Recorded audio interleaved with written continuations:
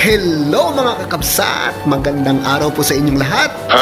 Ang sarap na naman po ng ating ulam ngayon. Ang ulam po natin ngayon ay bulalo. Baka! Buto-buto ng baka. Tingnan nyo guys, oh.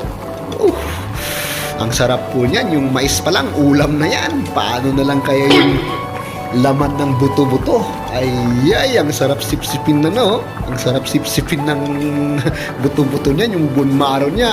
Ay! Pero sa mga high blood dyan, bawal po to sa atin. Pero tayo, hindi pa naman tayo high blood, pwede pa tayong kumain dito. Pero ingat-ingat lang po talaga.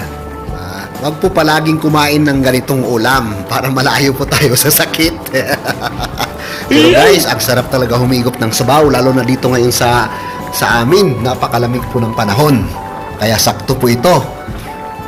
Sakto talaga, masarap humigop ng sabaw. Sabaw pa lang talagang panalo na.